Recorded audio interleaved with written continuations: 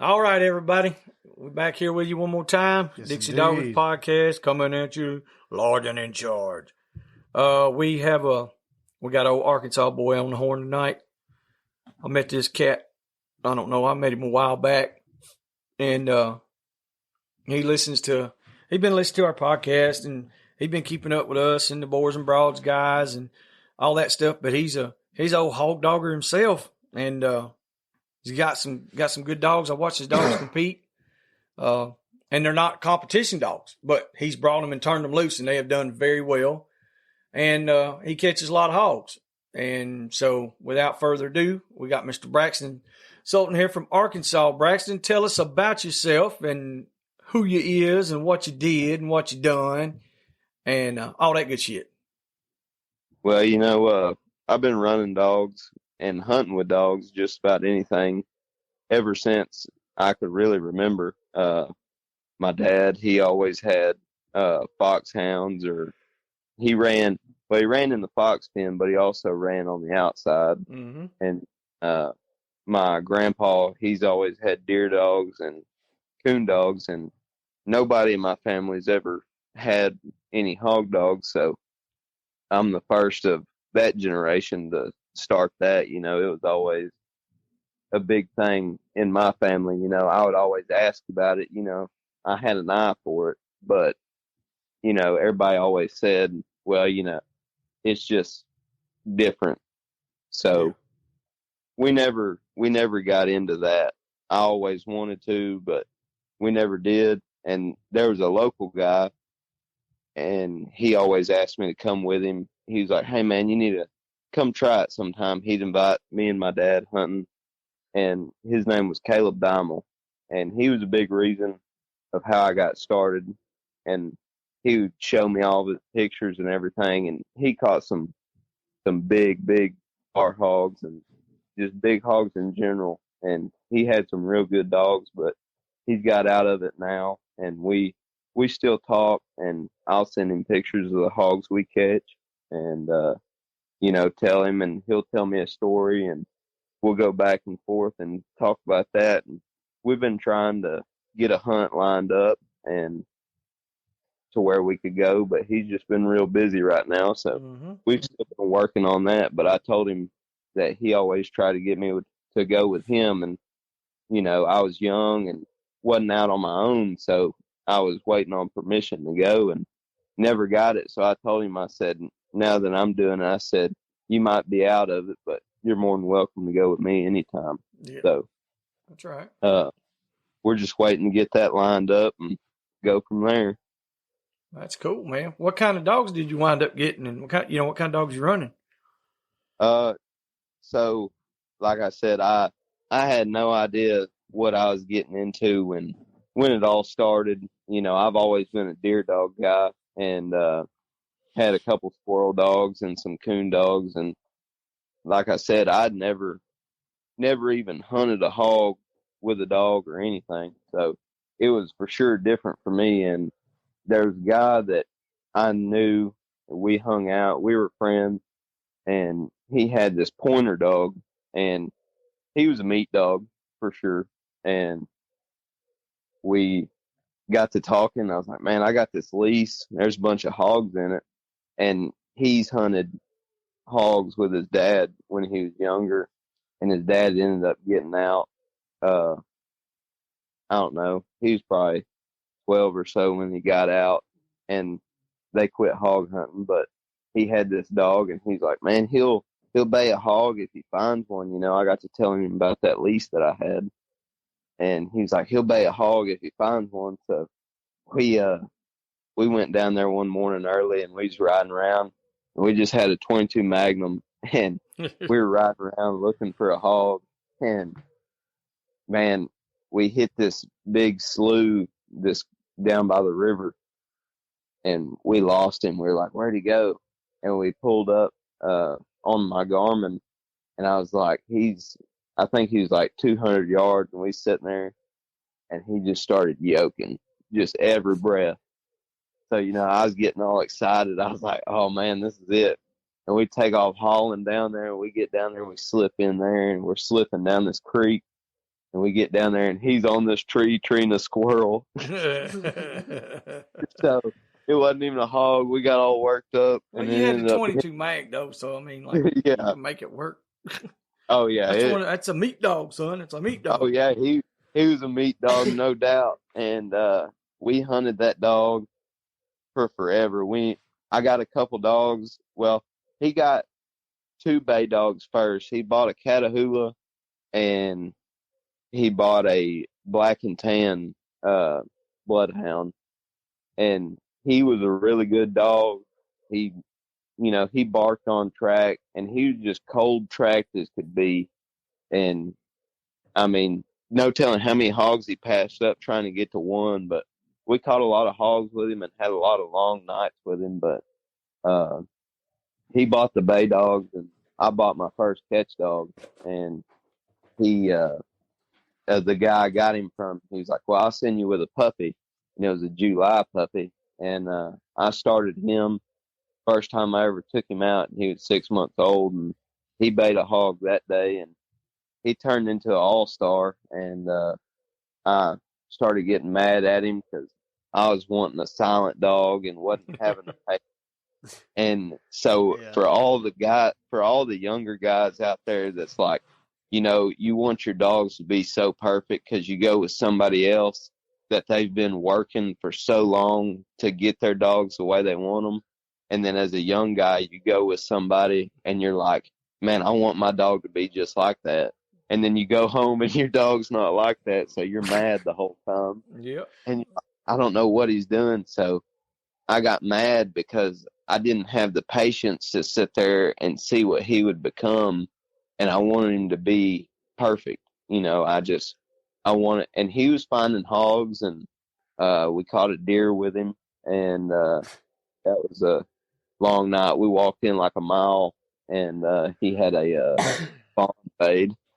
But I mean, he was a hunting fool, and I got stupid, and I sold him, and I regret it every day because the guy I sold him to, he's like, man, he cast, he'll roll out 2 miles. He's like, and then now he went silent. And man, when he told me that, I beat myself up for it every day. But you should. Uh, You should smack yourself. Braxton, you should smack yourself. Have you not been listening to the podcast? Take your time, patience. Hey, that's why I tell you all the time, man. And I was like, now I have so much patience because I've been listening to the podcast, and like, man, if I'd been listening to it more back then and just paid more attention, I'd probably still have that dog. If we'd have put out more episodes, because we were only putting out like one every 2 or 3 months.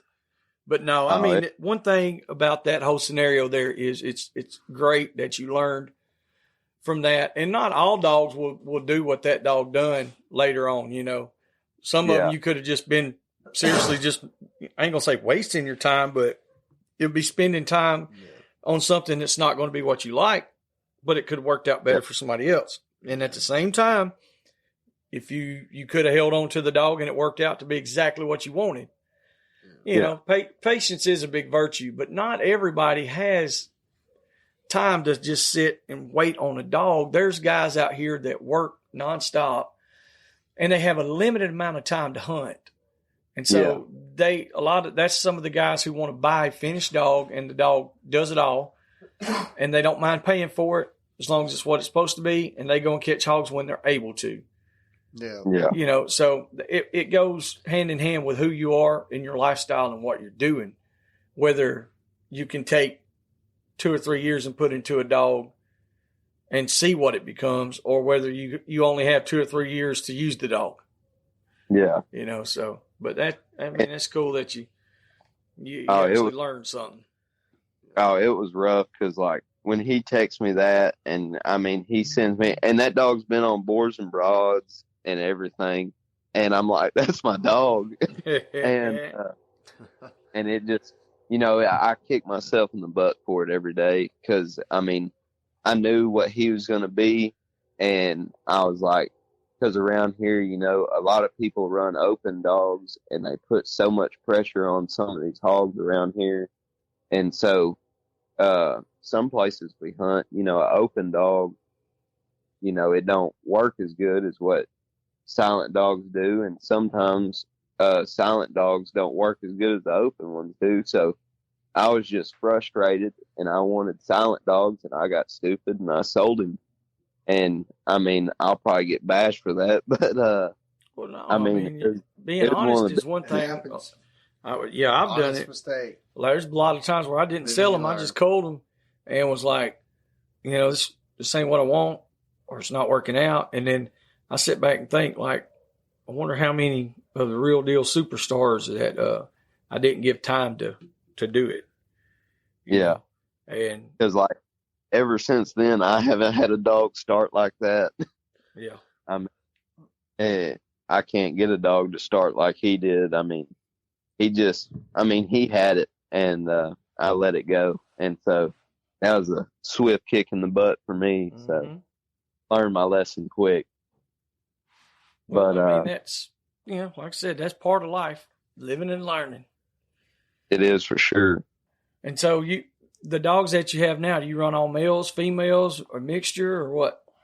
How you do those? So I only have 2 females on the yard right now. I'm trying to find a couple females that I can breed to and that are more of a cast dog, because some of the tracks that we hunt are bigger tracts of land, bigger leases, and some places we have like a couple leases that butt up next to one another.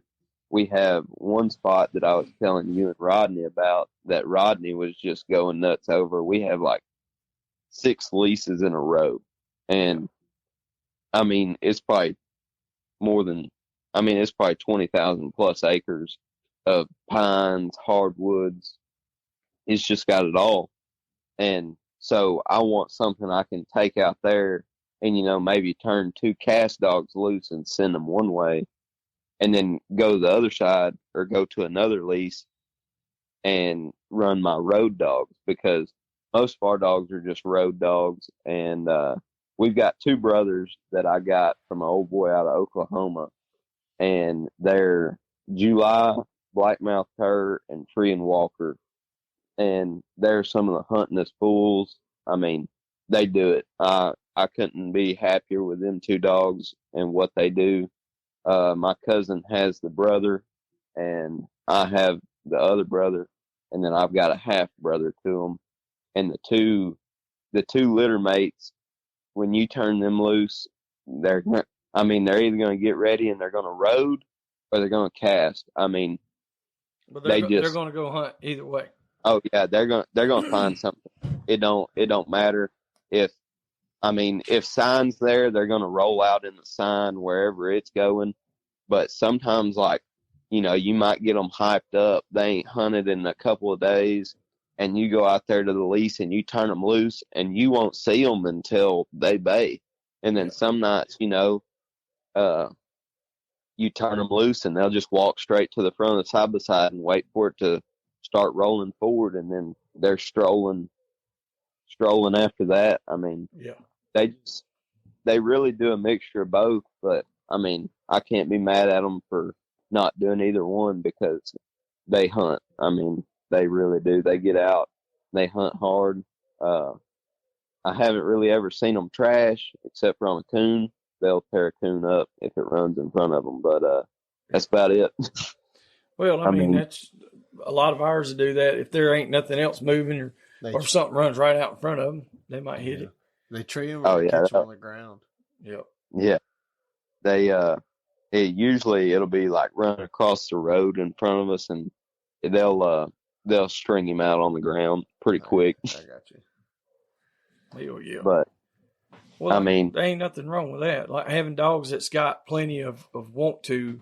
They're quick. And to get out there and hunt, you know, you can't ask for more than that. Like you said, I find it kind of weird though. Like you said, that sometimes they'll just blow out and hunt and burn it up, and then next time they want to road hunt. So you road hunt more, or do you rig hunt? Are you roading them or rigging them? I mean, I'll throw one or two dogs up on top of the rig, and we'll ease down the road, or I might have one on top of the box while I'm roading some of the other ones.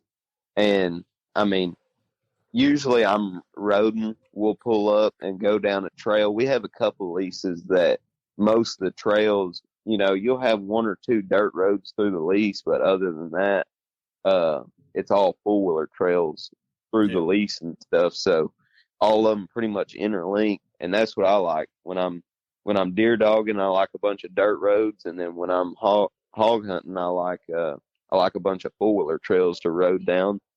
And I rode them a lot, and mostly that's how pretty much all of mine hunt, except for the two brothers. Like I said, they do just about anything depending on what their mood is, and I mean, I'm fine with that because they're going to find a hog either way. Yeah, if they're finding hogs, I mean that's the objective. Yeah, when you're going hog hunting, just finding the damn pig. Can't complain. So on the, and I've talked to a few people. They would rather rig hunt than road hunt because they feel like they're burning their dogs up if they road hunt them. I don't know. I think it depends on how fast you go. Yeah, I was going to say I never rig hunted a lot, which I mean we have some, but I've road hunted a shit ton. Like you said, more like the 4-wheeler trails and cutovers and stuff like that. Just easing around, letting the dogs. And the way I look at it, and it might be wrong or whatever, but if you're riding around rigging, you're driving the dogs. If you're roading, the dogs are driving you. Yeah. That's that's what I look at, because I kind of go where my dogs are going. They might not go straight down the road, They like you said, if there's a trail or a path and they kick off of it, then there you go. But that's kind of the way that we do it, or done it for a long time. We would just have a few of them out, but and we would always have one or two still on rig, Yeah. It never did wear our dogs out that bad. I've had people like, well, that's gonna burn them up, man. You just run them to death. I'm like, I don't know. Ours are in pretty good shape.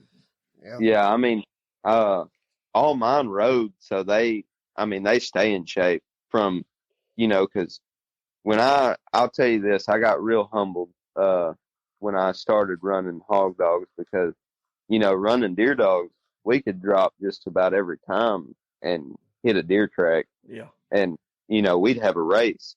Well, I can tell you this right now, there's nights and nights that I've rode around and not even seen a hog track to cut the dogs loose on, or the dogs that even act interested.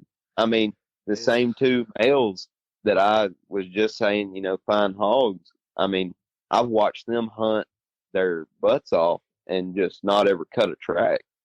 Yeah. But I mean, that's not their fault. The hogs, they're either not moving, or I didn't put them where they needed to be, and I just didn't know where they were at the time.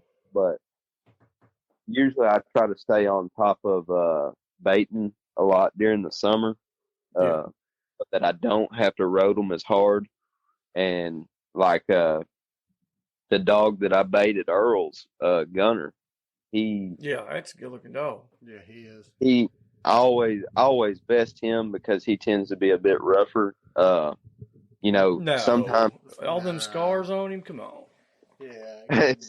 Hey, sometimes he'll bay 50-pound sow, and then other times I've got hogs hanging on the wall and they've got 3-inch teeth, and I watched him ear hold them. Yeah. I mean, it depends on what his mood is and how confident he's feeling. I mean, but he's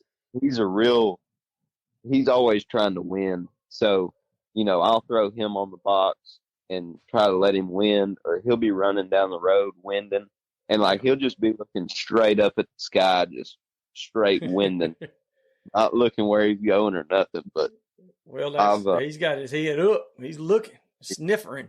He's looking with his nose. Yeah, for sure. He's looking with his nose. But my thing on the whole rigging situation is usually all my dogs hunt pretty well out in front of the side by side. They stay 100 yards or more out front most of the time. And so 9 times out of 10, there might be 1 or 2 times that the dog in the box or whatever will win before the dogs that hit it if they're just not in the right spot, or the wind might not be blowing, just depending on where we're at. So I really don't rig them as much, but every once in a while, if the wind's blowing good, I got a good breeze coming in around some clear cuts and stuff, I'll try to keep a dog on top of the box to see if he can't, smell one that's down in a hole somewhere. But yeah, work your thermals like that, because yeah, I mean, there's not a lot of people take the wind into consideration. I'm sure there's more that do than that don't, but yeah, every time we hunt with people, it seems like it's probably a 50-50 shot of whether they even acknowledge the wind. Yes. They just they don't even try to play with it. They don't try to use it as advantage. Yes, like the other day when we were in the field, Sunday we went up there. We caught a pretty nice boar hog. We caught some smaller pigs first though, and when we got there, the wind was blowing one direction, and we got collared up. And when we turned, I was like, the wind shifted, and I was like, well, if he was there, he's not there anymore. And sure enough, we wound up catching some smaller ones, and we wound up catching the bigger boar. He done got upwind of us. Yeah. He was downwind from us originally, where he goes in and out at. And so he was upwind of us, almost a mile by that time. Yep. But we, midnight, she put the walk on him. Yes, indeed. She took him for a little stroll. And, but anyway, like you said, a lot of people don't think about the wind, and a hog's best defense is his nose. Yes. I'll guarantee it. I mean, they definitely use it to their advantage 100%. They might not be able to see too good or anything like that, but they can dang sure smell. And I've had people say the same thing, like you just said. They can't see that good, and they'll be like, well, I walked right up to them. Yeah, you had the wind in your face, and they don't have the best eyesight. Then I've talked to other people. They're like, well, hogs must be able to see pretty good, because as soon as I stepped out in the open, they were 300 yards, and they just took off running. I said, nope, they smelled you. I was like, was the wind in your face? They're like, well, I don't know. Well, chances are they smelled you. Yep. And they're gone. Yeah. Me and one of my buddies from high school, he has, they've got some land down in the bottoms, south of our house. And we would go down there during deer season and slip around with our bows, or take a 30-30, or we'd go squirrel hunting, and I'd carry buckshot with me, we'd slip around. And if you could, and just like you were saying, if you could figure out which way the wind was blowing, you could slip right up on a group of hogs easy. But if that wind was blowing the wrong direction, it was over. I mean, they were gone quick. They don't mess around when they smell something that they don't like. No, and their athletic ability is way better than what people think. Some people, they can move. Yeah, they look at a domestic hog in the way a big old, a big Yorkshire or a big landrace hog moves, and they're thinking, well, these things are like big clumsy animals, but a wild hog is not, or a feral hog is not. No. They're streamlined like a greyhound. Yeah.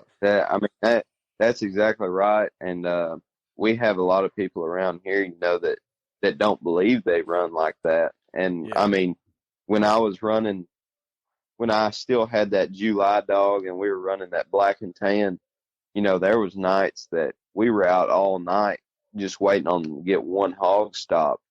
And it would be, just one race at a time. And they would never, like I said, they probably passed up, no telling how many hogs, but they stayed on that one the whole time and never broke off of it.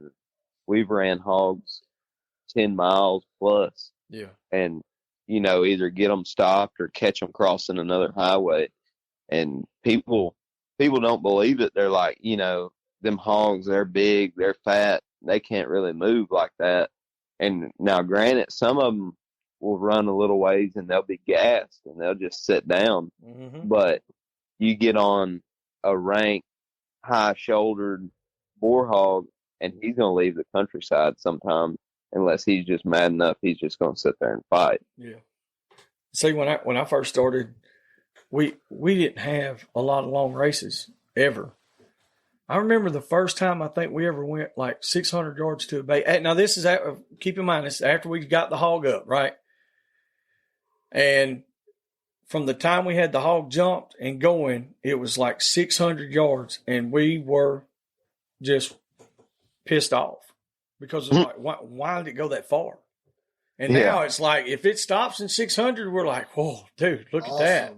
Yeah. I mean, like I said, there was a time where we live at, there was no pressure. We were spoiled. Yes. 90% of the hogs didn't know what people or dogs were, and you could bay them with a damn chihuahua, anything.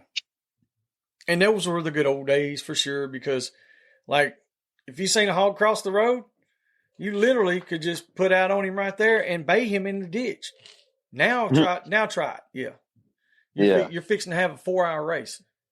Oh yeah. Yeah. I know exactly. 30 miles an hour. Yeah. Up to. I know exactly what you're talking about there, because we've ran some for forever, and little did I know when I started hunting, the lease that I was in was one of the most pressured leases in all of this county. And so I was like, man, this is unreal. And then we go down to one of our buddies' places and hunt, and that hog runs 200 yards and sits down. I was like, what is this? Yeah. And so, one place you might go, a couple people hunt it, people slip in there and hunt it, and it's just getting pounded with dogs, just one dog after another. Some guys are hunting during the week, and some guys are hunting on the weekend. But 24/7, this lease is getting pounded. So when they hear a dog bark, it's game over. They're gone. Yeah. They're leaving. They're leaving the countryside. And then like you go down the road a little ways, one of the places my buddy hunts, and if a dog barks, hogs are coming to it. Like if the dog's coming for the woods, the hogs are coming to the dog. Damn. Like, yeah, they want to fight. They want to kill. Like, I ain't never seen nothing like them hogs down there. Mm. They're just ready. A couple spots that were similar to that over the years. This is mean. Yeah, they were a different animal for real. Like you said, if you seen one coming through the open timber, you need to move. Like, I mean, because he's coming to you. Like he's not running away from you. He wants to get you. He ain't fixing to bluff charge him. Nope. And whatever dog's in front of him is getting his ass handed to him. Yeah, it's for sure. So, do y'all like? So the majority of y'all's hogs that you're running, let's say the bigger hogs, are they going to be longer races? We'll be back after a quick break. We would like to interrupt this episode to take a moment to thank our sponsors and friends of Dixie Doggers Podcast. Southern Cross Cut Gear, Boars N Broads, Hardcore Hog Dogs and Cut Gear, Showtime Premium Pet Food, Animal Housing Solutions, Tuskers Magazine, American Doghorn Association, 4L Kennels, Hogbang.com, The Boar's Nest, Crockett Taxidermy, Mud Creek Hog Baying. A big shout out to all those people and companies who help make us who we are. Thank y'all. So it just depends, really. For the more pressured leases, and depending on where we're at, we've been this year. A lot of the bigger hogs we've caught this year have been on some of the places that we just started hunting. We got a couple leases that we talked some guys into that we could hunt and ain't never been dogged before. So, we've been pretty spoiled this year, and some of them hogs have set down, and then, some of them run. But usually if it ain't never been dogged, they tend not to run. But usually I never like to run more than 2 dogs on the ground at once. I'm big on not applying a lot of pressure, because everybody around here is like, dump the box, like dump every dog that's in the box and run everything you got. And then there's some guys that live down the road from me, and they're like, man, we've been running this hog for 5 hours and we haven't got him stopped. And then I pull up and I turn that black and tan dog I got that I ran at Earl's, I turn him out, and he goes and sets him down in 400 yards. And they're like, that's not the same hog. I'm like, well, let's go see.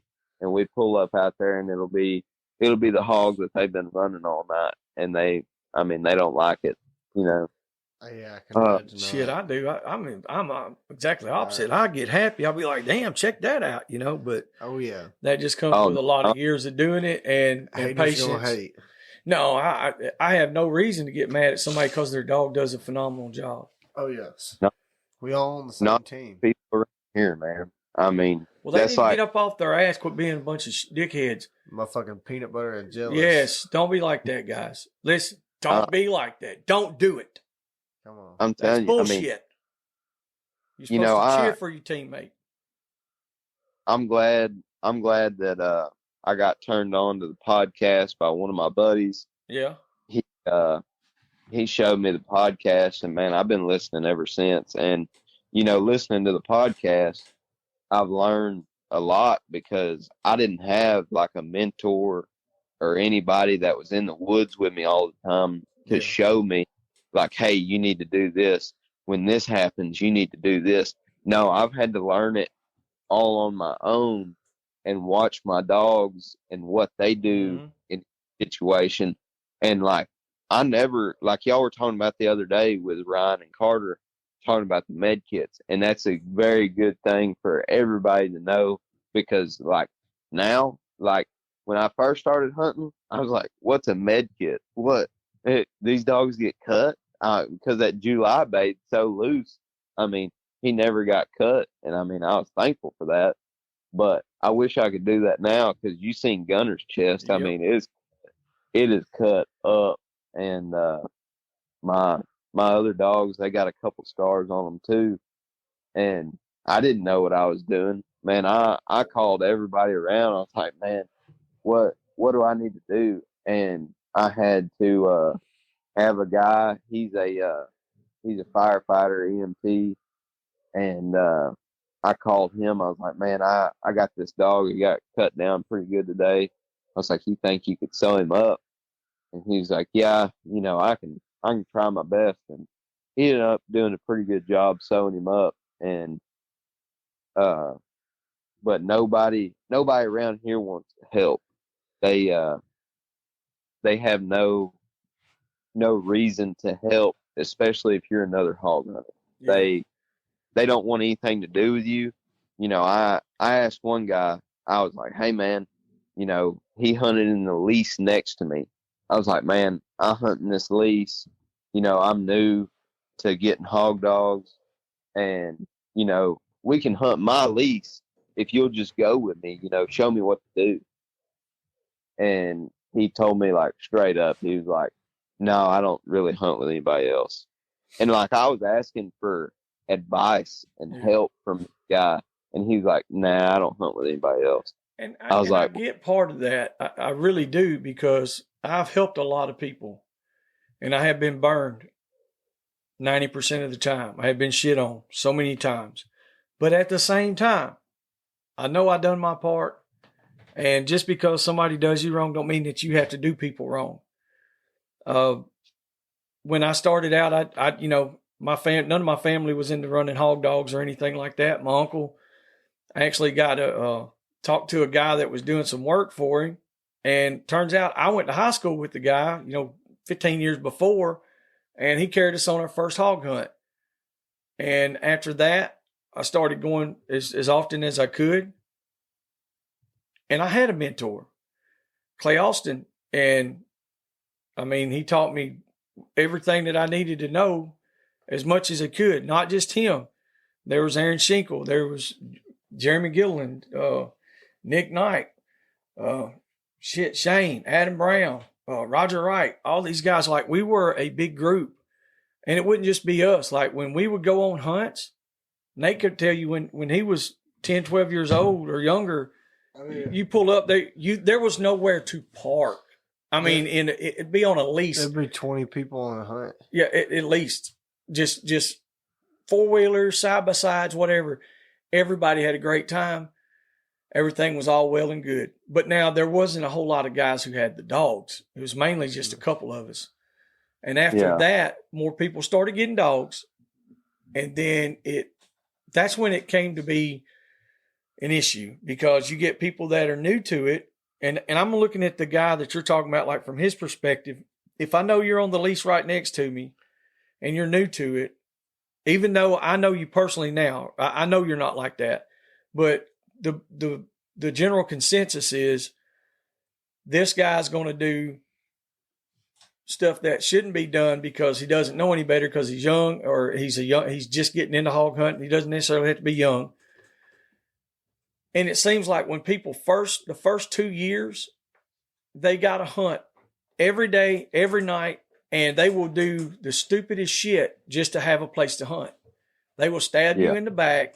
They will trespass. They will go hit your spots because they're ready to go right then. It's still new to them, and the excitement is just at level 10. I know people like that right now that are grown men. I know some guys that are in their 50s that just started, and they act like they can't do anything. They have zero patience, and they don't want to wait on anything. I want to do it now. I want it now. Yeah, and so it's like, one reason we started doing the podcast was I was getting so many texts and calls from new hunters about how to do this, or what should they do, this or that or whatever. And so we could reach a broader audience like that, because, like you said, there's not a lot of other guys that wanted to help. But I like to think that we're making enough difference now that there are people out there that's opening their eyes and maybe just being a little more open-minded and saying, hey, it's not so bad to help some of these young guys out, and to have somebody that's going to do what they're supposed to do. But out of 100 of guys like you, there's only going to be 5 that are actually going to make it and be true to the game. The other 95 are going to just piss it off. Yeah. And they're going to backstab somebody, and they're going to screw it all up for everybody else. And then they're going to be out of it in a year, maybe 2. Oh, yeah. And that I mean, what you just explained right there, I mean, I see it around here a lot. There's a guy, he hunts around here too, and I tried to talk to him. I was like, man, we need to go hunt sometime. And he told me, he's like, no, I don't like the way y'all young guys do stuff. Yeah. And it's y'all young guys, not you, y'all. Yeah, and that's what I told him. And that's exactly right. We've never even been hunting together. Never. And I tried to tell him, I was like, man, that's what I'm asking you for. I'm asking for help. Like, if you'll teach me the way that you do it and the way that your group does it, and let me take it, I was like, and I'll abide by the same thing. I'll go do the same thing that y'all do. And he's probably heard that shit 20 times.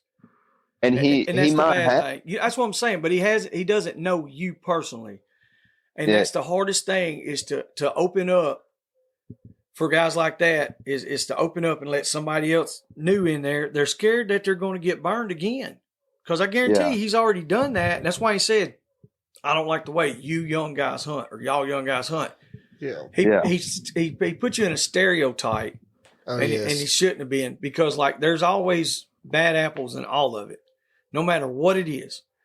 And then, like I said, there's the other few guys that really want to do it, but it's so hard to distinguish the difference at first.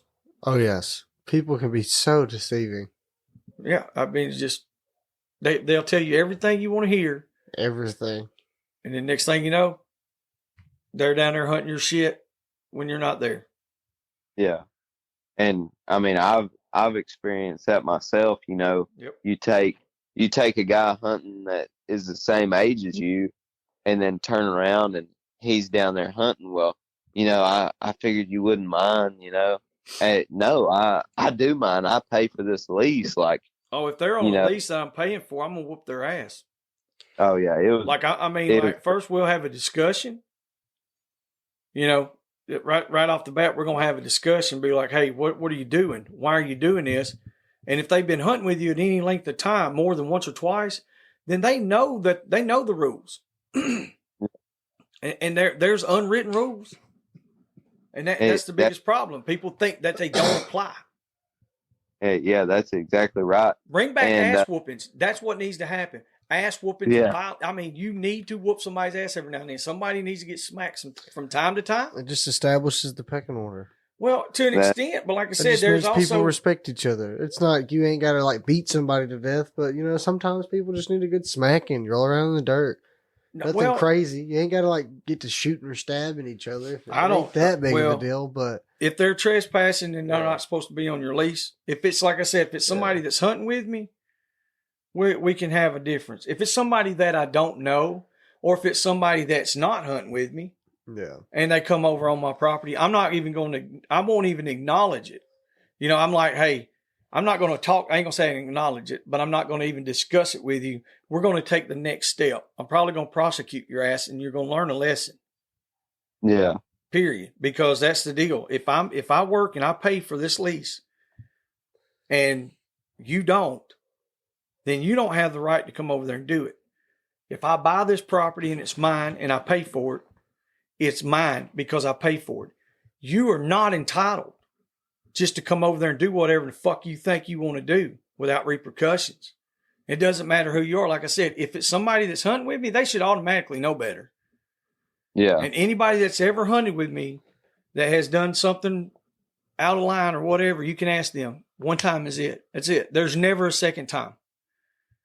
Because after the first time, we are completely done. And that's how it should be. I mean, well, that's the way you got to be. You got to have your self-respect and your pride.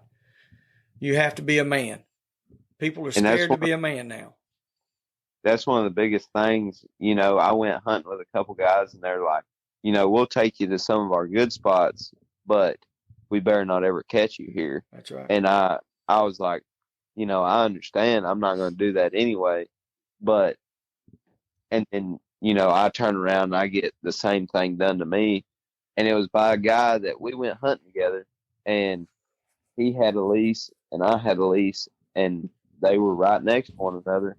And he was like, listen, I know the hogs run down here. He was like, I know that you're going to get over here and all that. He's like, it's all cool.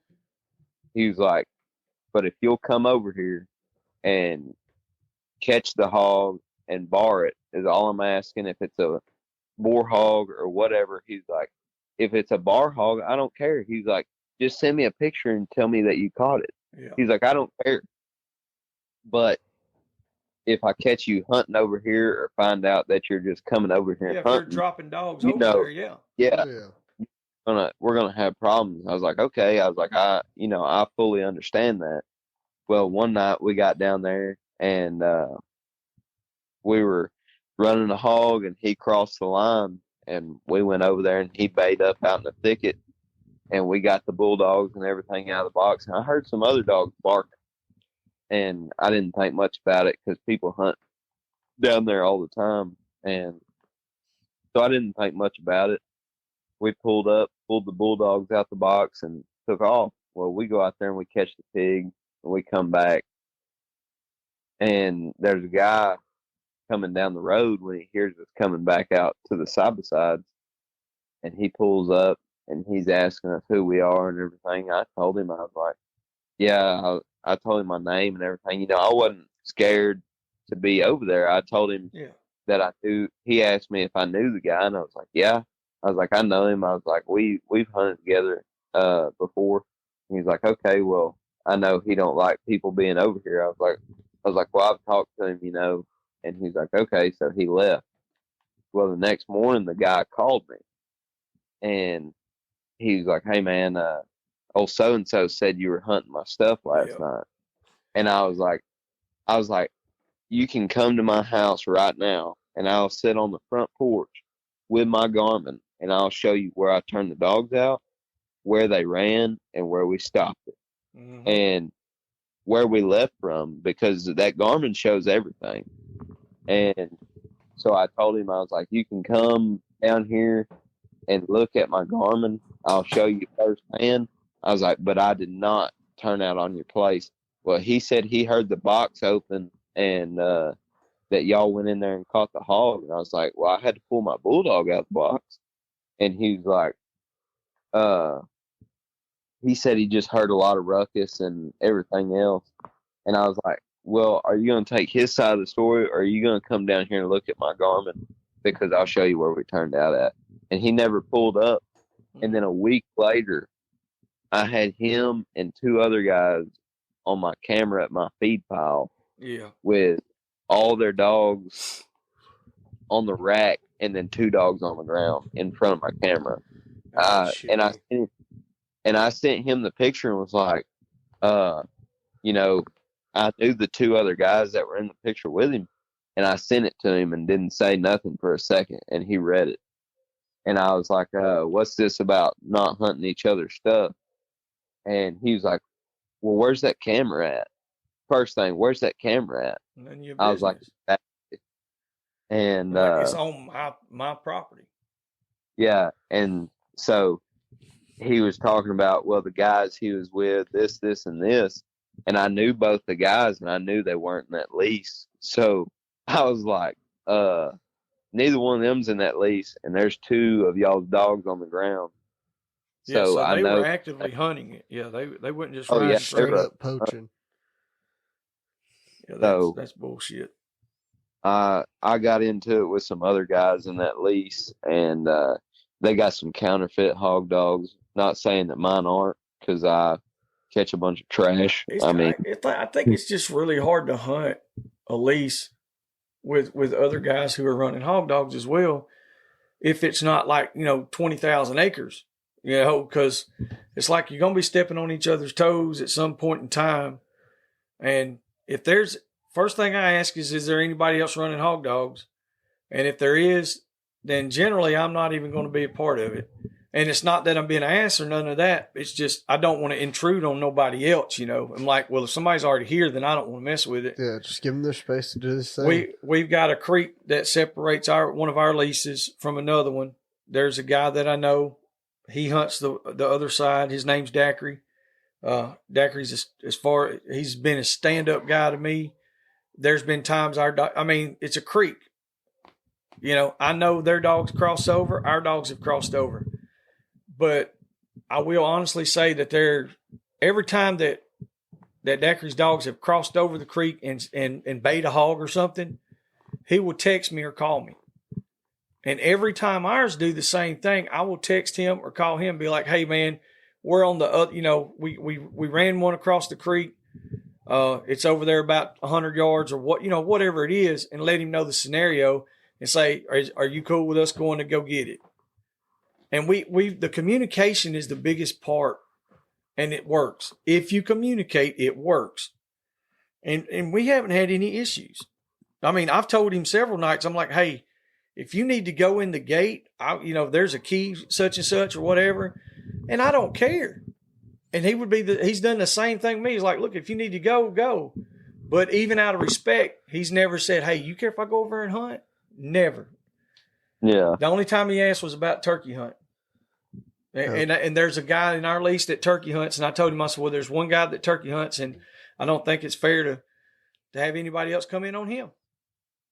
Yeah, because that's a big thing for us around here too, is communicating with people that turkey hunt as well, because some of these people around here that are in the lease think, well, I got to stand right here, so this is my area. Yeah, it's theirs. So old so-and-so, he's got a stand and he don't turkey hunt right here beside mine. So that's mine too. Yep. Well, kind of at the camp meetings, we have a little discussion that's like turkey season stands don't matter. You do not have a designated area. If that bird's gobbling, I mean, yeah, you go to the bird.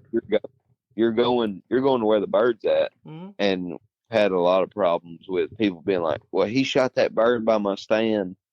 And it's just a cluster having to deal with it. People get so worked up over what's not even theirs. I mean, they especially when you kill more than they do, or you're better than them, that's when they really throw fits. That's why I got out of that lease down there that I was in.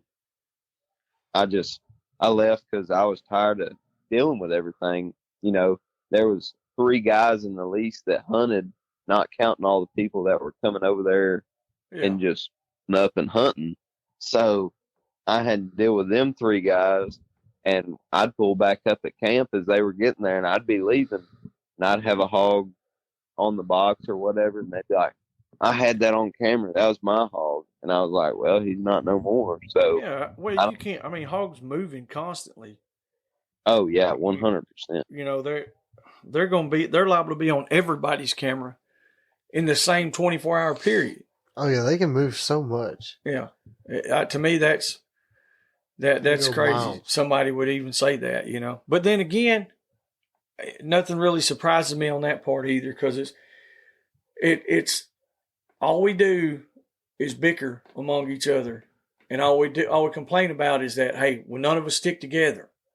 Yeah. Well, some of us do, but it's very few. Yeah. And then there's a divide in it, without a doubt. There's, you know, you'll have 2 or 3 guys that, if they're local guys, they're entitled to hunt everything, and they should have first dibs because it's close to their house, or they grew up there, or whatever. Well, if you were that good and you did your job and you know what you're supposed to do, the landowners will be calling you. Yep. Yeah. Anybody that's around me, they call us. Anybody that's even local at all. And I wasn't even raised around here, but they know what I do, and they call us, and we get a lot of properties. Yep. And we keep our properties. We got one down there I've had for 20 years, and you know, I was talking to a guy last year, and he was like, well, can't nobody hunt that. I was like, hey, that's right. Can't nobody hunt it. And I didn't say nothing. I'm sitting there laughing. I was like, I've been hunting for 20 years. You know, He was like, oh, they don't let nobody hunt it. I was like, yeah, I know. And I got keys to every gate.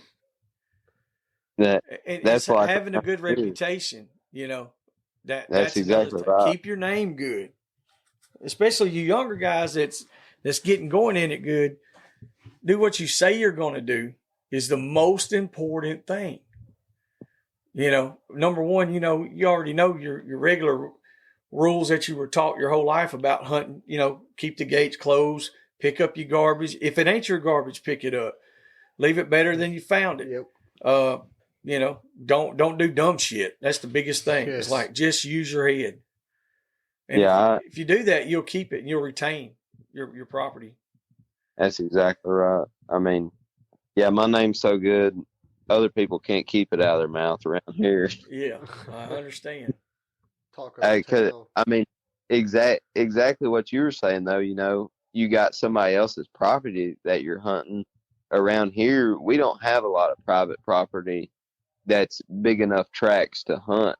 Yeah. Up towards North Arkansas, there's not a lot of leases to hunt. For the guys that hunt up in North Arkansas, they mainly hunt pretty much all farm, you know. I'm sure some of that's what y'all hunt, and then y'all have y'all's leases or whatever as well. But around here, you know, there's 15 hog hunters that live on this 19-mile stretch of road that I live on. Yeah. And all of them go to the same place to get gas every Saturday morning. And, well, you say you're going down there and hunting so-and-so's lease. Well, the other old boy that knows that guy that you're going to hunt his lease, he'll call him, be like, hey, man, you don't need to be taking that guy down there. Yeah. Just so they can get a place. They're going to badmouth you so they can gain a place to hunt, or they're just going to mess it up for everybody. Yeah, So that's that's going to be hard to deal with because of that many people that's there just being stupid. Yeah. Just being dumbasses. And it's going to make it hard for you to deal with. And I don't know that you can ever beat all that. It's going to be a never ending fight. But at the same time, you just keep pushing and doing what you're doing, and it will work out. It'll work out, I promise you, because you're going to have somebody that's going to call you one day and be like, hey, I had a call from such and such, and they got a couple thousand acres over here, and it's closer to you than it is me, and I need you to help me over there. Can you take care of it? Because you'll have the name, and if you do what you say you're going to do, those guys will be calling you. Those are the ones that's really going to matter. Not the 15 guys fighting over one farm. It's the one guy who's got the 15 fucking farms. Yeah. You know, that's how that works. And I promise you, I have been talked about, slandered, defamed, and I mean, done it all. And out of everybody that I know, when we all first started hunting, I think there's only one other guy, maybe two, that's even still hunting. Yeah. You know, that stuck it out that long. And those guys have their areas locked down. You're not going to get no land. And number one, I would never go up there to even try to find any. I wouldn't do that to them out of respect. Number one, out of respect for myself, because it's like, I don't have to go over here and take something from you or badmouth you or lie on you to make myself look better. I'm going to do the talking for me. Me and these dogs, me and Nate and Rodney and these, whatever I'm doing, when our crew shows up, we're going to be professional about it, and we're going to show off. We're going to show out. And so that way the word's going to get around, hey, make sure you call them. And that's what'll happen to you if you just keep on doing it. Yep. I show up, people will call me, if they do call me, and be like, hey man, come hunt this lease. I got a bunch of hogs showing up on camera, and I'll just show up humble, and they'll be like, well, I had so-and-so, he came out here and hunted it the other day. And this really happened here the other day. He's like, so-and-so, they came out here and ran all day, and they never got a hog stop. And the old boy, we're kind of, he talks a lot about me, but I don't ever say anything about him because I honestly don't care. But he hunted it the week before I did, and he was like, well, we want to bring you down here and see what y'all had. And I was like, well, I was like, my dogs will find a few here and there. I was like, they're nothing special. I was like, they're just hog dogs. And I turned them out, and in like 5 minutes, they had one bayed in like 200 yards, and that dude was like, man, we turned out here the other day, and they ran 14 miles. Well, and that's the thing about it too, is if you don't badmouth the other guy and you just let your dogs do the talking, it works out. Yeah. And true enough, when that other guy was there hunting, them hogs probably weren't even close there, but they were there when you were, and that's all that matters. Yep. I've told people that, they're like, well, man, we didn't find a hog. We didn't do nothing, blah, blah, blah. I'm like, well, we found them. We were right on top of them. Yeah. Well, we did the same thing. Well, no, you didn't, because you weren't on top of them. No. You gotta be in the hogs to catch the hogs. If there's no hogs there, you're not catching them. No. Yeah. And there's a couple leases here by the house. They're so spread out that, you might go one night and drive a mile down the road, and there'll be 5 hogs across the road. Then you'll drive a couple hundred more yards down the road. There'll be another group of hogs across the road. And it'll just be like that all night, and we'll just be on it all night, just knocking them down, just one after another. As fast as you can get to the next bay, I mean, you're back on another one, just time after time. And that's one thing I'll say about those two brothers. They're some of the best relaying dogs I've been able to hunt behind, and I'm really glad about that, because they'll sure enough get after it. And you better get them bred up before something happens. Yeah. oh yeah, that's why I'm looking for a female hard. Yeah, I was going to say. So what do you got in mind as far as like on a female? I mean, like what are you looking for? Because I mean, there might be some people out here listening right now that might have a female that they're wanting to breed to a couple of powerhouse dogs like that, like you've got. I mean, I'm looking. I really want some cast dogs, Yeah. but I'm debating on what to breed to those two. We had an accidental breeding with the brother to my dog, and he bred a little old Gyp that my buddy had, and man, they've turned out to be pretty good dogs. And the mama, she don't even know what she's doing. But half the puppies have already passed her up. Yeah. They're treeing squirrels and baying hogs, and they're 6 months old, and they're knocking them down left and right, whatever it is. And but I want something, that's what I wanted to talk to y'all about was what to look for when I do want to breed him to another dog. What do I need to look for that's going to match? Like, I want dogs to come out of him that's going to match his energy. Yeah, well, see me, and listen, I'm not a geneticist by no means. There's other folks out here that's got it down pat way better than I do. Pat's one of them.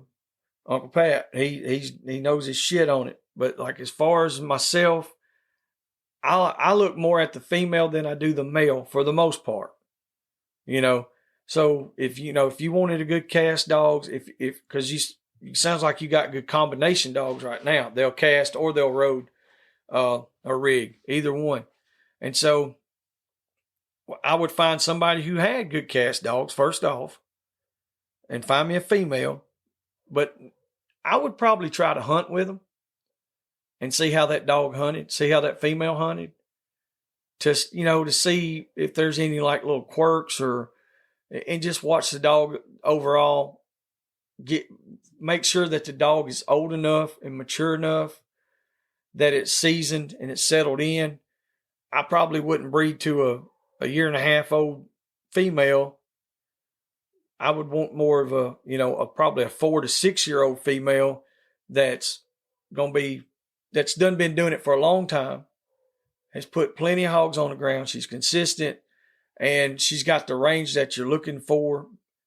Also, as far as like your cast dog deal, you got to be careful not to set the range on your dog either, because you can keep a dog from going too far by correcting it or walking it or anything like that. You can make that dog to where it only goes 200 or 300 yards.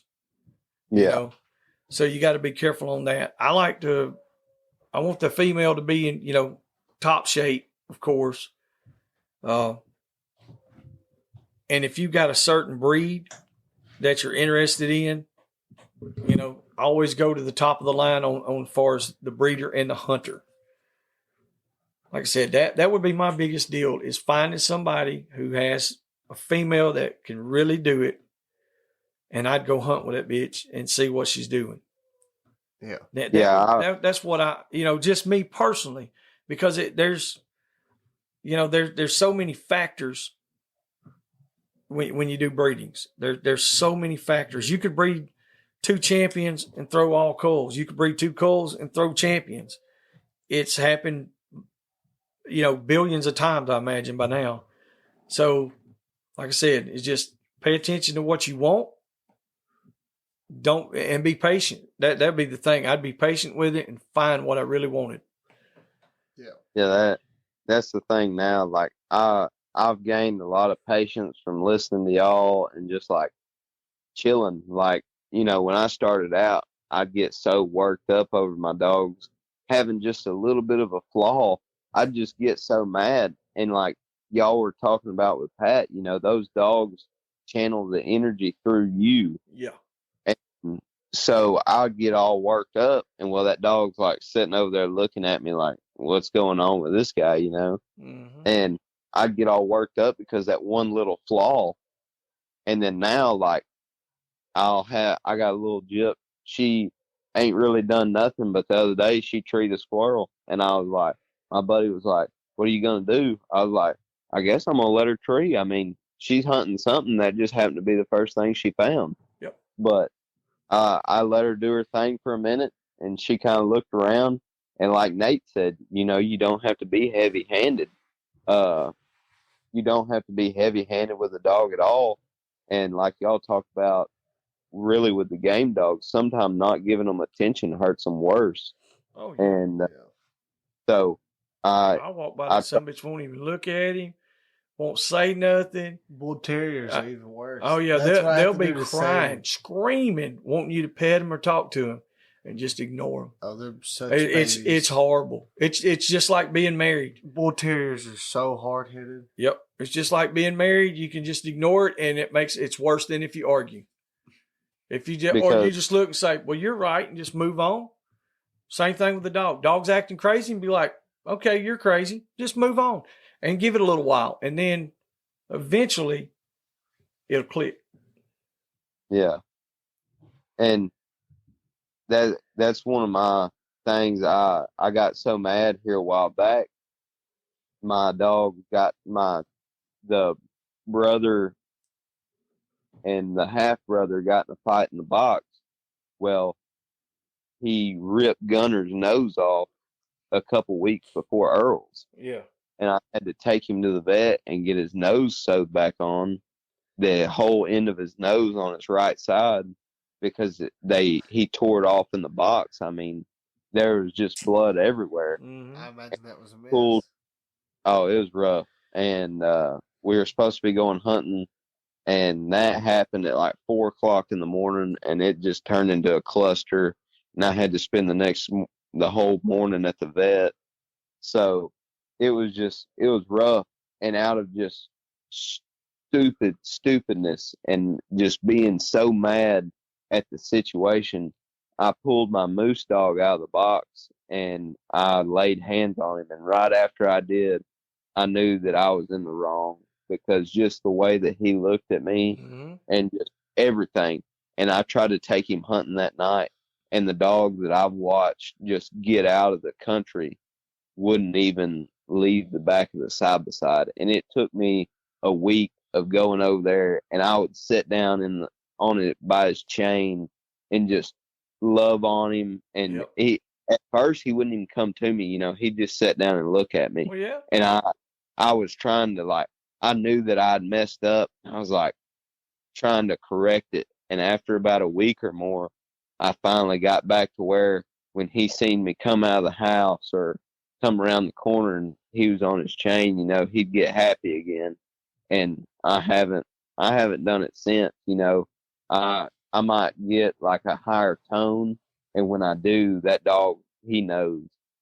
But that was the biggest mistake that I've ever made with that dog, was laying my hands on him like I did, because I realized what it done to him. And the people I got him from, both of the brothers, they y'all done the thing here a while back with the e-collar, teaching the people, how to use it and what it does to the dog. And I was talking to Nate the other day, and I was like, man, I know so many people that they jump to that button first thing. As soon as that dog messes up, they're like, put it on 15 and hold it down. And when I see that, it just makes me mad. I'm like, man, there's no sense in that. Like, why have a setting that high on a dog that is 30 pounds that you're going to smoke and burn? I've had dogs that could handle it. I ain't going to lie. I've had dogs that wouldn't even shake their head wide open. But at the same time, you don't need that. And I respect them, because let me tell you something. When that sumbitch says high 6, it means high 6. Because it hurts. It'll lock it. It'll kick it out. It'll lock it down. Oh, like, ow, that's like. But you can't tell. I can't tell another man how to discipline his dog, his kids, his family. None of that. That ain't none of my business. But at the same time, that sumbitch don't have to go hunt with me either. Yeah, that's I'm not going to put up with it. I don't want that. I don't want that negativity around me or my animals at all. I just don't. And that's like I told Nate. I said, next time I see them and run into them, I'm going to tell them to watch that video. And if they don't want to watch it, I'm going to be like, well, let me put that collar on you and we'll see how you like it. Yep. Because, I mean, y'all doing that example, and it was hilarious. I laughed so hard when you had Nate pick his leg up, and you was like, you told her to hit that button, and he did. He just dropped that leg so fast. Oh, it was perfect. It hurt. We laughed hard, and we enjoy watching it. But I was telling Nate, I was like, I'll have them either watch it or I'll tell them to put the collar on. But I guarantee you they won't put the collar on because they're like, well, it's a dog, you know. It don't matter to me. But and here's the way I look at that. I tell people all the time, and a lot of people look at that dog like he's just a dog, and that's true. It's just a dog, and all he does is his job. If it's a good dog and he does his job, he's a good dog. You feed him, you reward him. I tell people all the time, I was like, that's the same way your boss looks at you. Yeah. You're just there. He just feeds you a little bullshit, gives you a paycheck, moves on. Now, how do you want to be treated, though? Some people say, man, I got the best boss man in the world. And then other ones are like, I hate that sumbitch. Yeah. You know what I mean? So just think about that correlation there. Think about how good's your paycheck, but how good is your boss man? Same thing with the handler and the dog. I agree. Yeah. That's a very good point right there. I mean, because that dog's working his ass off for you. And if you don't know how to run a business, you can't be no boss man. Sorry. You just can't do it. Yeah, and that's exactly right. And I told my buddy one day he was getting mad at this dog and he just wasn't hunting. He wasn't hunting right.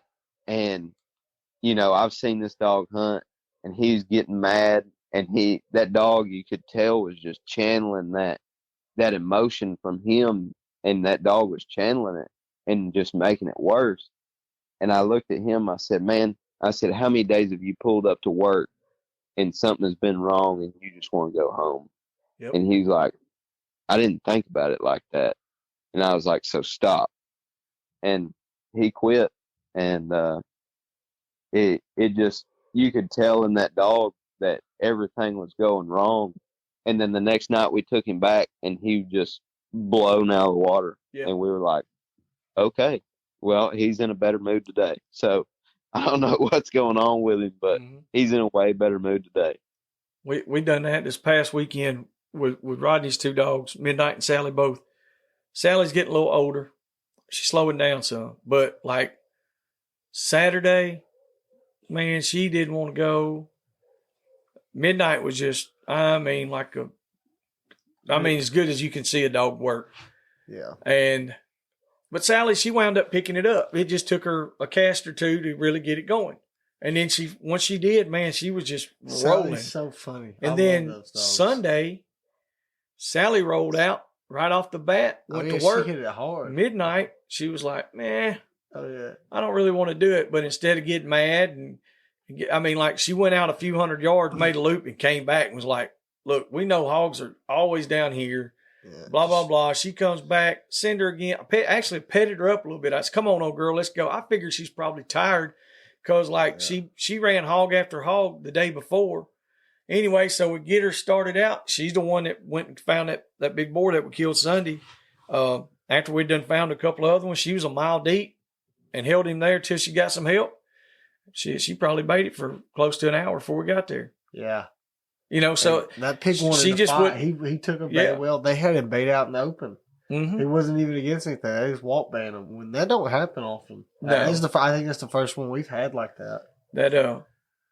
Well, now we've had some that walk bait before, but like if they they would always try to catch him and break him, and then we had a walk run, not bait, just break. Sounds like we got a bay going outside right now or something. Damn dogs are going crazy. But anyway, like I said, it's just check on that. Go ahead, go check on it. Anyway, it's like one of those deals. Like I said, Saturday Sally wasn't really feeling it. Sunday Midnight really wasn't feeling it. But both of them, because we didn't let it get to us. It didn't get to the dogs.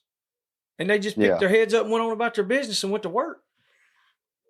So, that's why I said, like me and Pat was talking about, it goes right down Pat says it goes right down the horse's back. Yeah. And it goes right down that leash. That's what old man told me one time. I've always grown up around horses as well, and I got on a horse and I was all tensed up. He said something, and I was like, I'm not really used to being on a horse. And he's like, well, that horse can tell how you're acting. He's like, just sit there and just let that horse walk. And it took me a while to get used to it, but I mean, those horses can tell once you get on them if you're scared or not, especially a horse that has a wild side to it. When you go to climb up in that stirrup and you go to mount that horse and he can channel that energy through you, he's probably going to take off running as soon as your leg goes to swing and you're going to be laying on your back.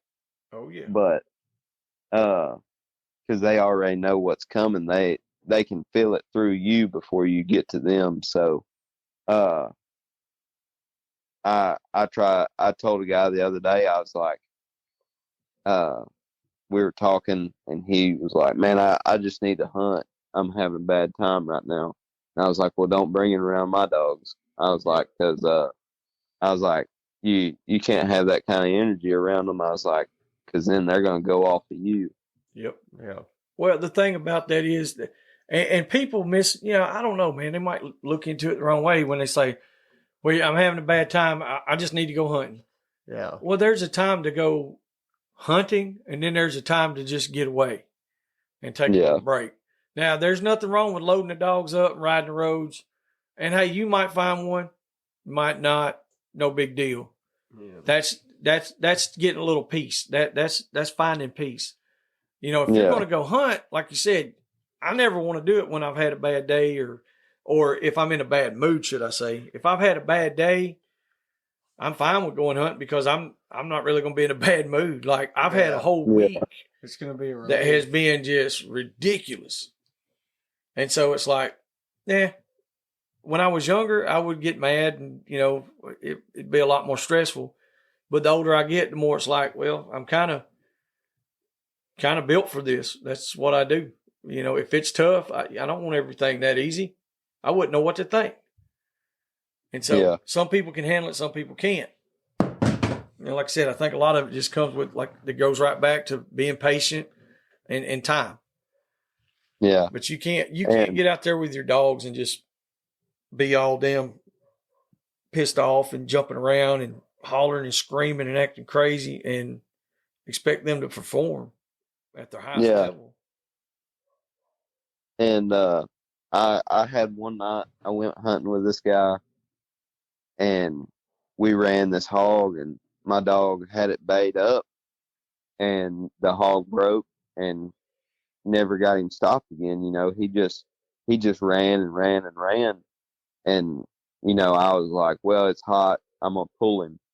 Well, I pulled him and we caught him crossing the road and seen the track. It was a pretty decent track, probably a good sized boar hog, about 175 pounds or so.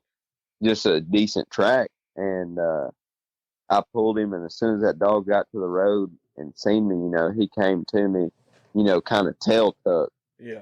And was like, had the emotion of like, what's going to happen next. And when he got there, I greeted him just as good as I ever could have, just got down and just loved on him and just pet him up real good, just talked good to him. And that guy looked at me and he said, why are you petting that dog? He didn't stop that hog. And I said, but he done his best he could to get him stopped. He worked his He was tail still off. running it. You pulled him. I made the decision. That's what I'm saying. You stopped him. So it's like, and I get it. There's been times where we've done it. We've like, look, man, all we're doing is wearing this dog out. Yep. Yeah. So it's like there's a time that's where becoming just responsible comes in. Yeah. And we're going on 6-7 miles now, and we're getting close to the lease line. So it's either A, he's going to push into the other lease where his bedding area probably is, where he's staying at. He's trying to get back home. He was out roaming when we jumped him, and now he's trying to get back home before he sits down. And we're either going to be on this other lease, or we can pull him now and catch him another day, hopefully. That's right. But I would rather play it safe and not have to get into somebody else's lease, especially during the summertime. We do a lot of hunting at night, so nobody's around to call or anything. So, you could get in a bad situation there. Oh, without a doubt. I mean, that comes into there's a million factors into that. Like you said, if you got to go over there, I get it. A lot of people have, if you got to go, you got to go. But if you can avoid the situation that keeps that name good, like we said, if you don't get caught on nobody else's stuff, then they ain't got nothing to talk about. Yeah. Yeah. Well, they might make shit up, but they ain't got nothing to talk about for real. Concrete. So do y'all, like, when you're out, when you go on a hunt, where you're talking about doing your dogs and stuff, do y'all hit like feeders, bait piles, or y'all dry cast them? 'Cause I think we had that as like one of our like questions or topics we were going to talk about. Is that what it says, Nate? Yeah. Yeah, like just, bait piles versus casting, or just dry casting a dog. Yeah, like what do y'all do? What's more your style? So around wintertime, we hunt a lot of just dry casting or finding fresh sign, Yeah. We might ride around a little bit, because around here it seems the hogs move a lot better during the wintertime. Mm-hmm. And so they're just a whole lot more active around here during the wintertime. So we'll ride around, see if we can't find some fresh signs, see if they hit something there, or we'll just let them road during the wintertime, just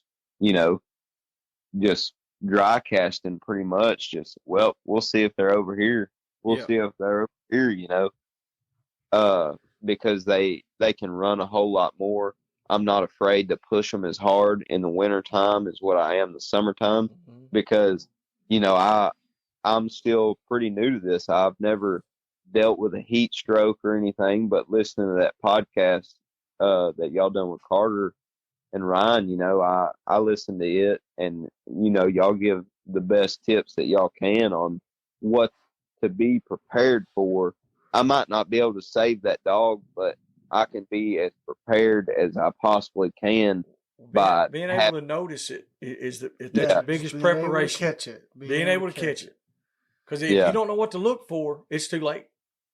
Yeah. So that's the biggest thing. Just remember the things to look for. If that dog looks like he's hot, start checking the tongue, the ears. They're going to be real red. They can't get cooled down. And so you got to cool them down. But don't get them too cold, or use like ice cold water out of the cooler, none of that. You can send them into shock.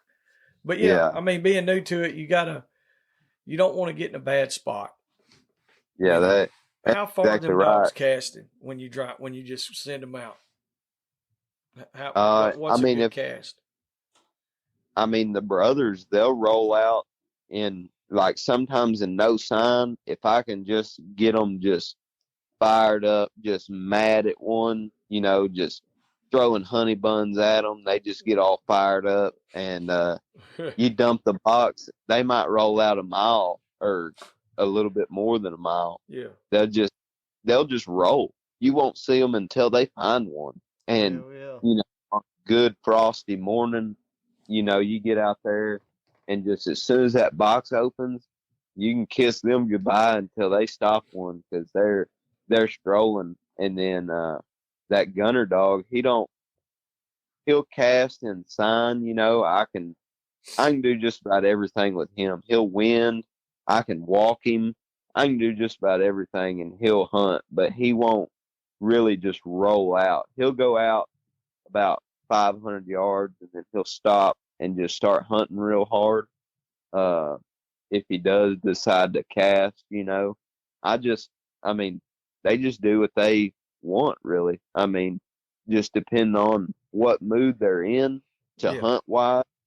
But, and somebody might say, well, you let them dogs do what they want. They're not going to do this when you want them to.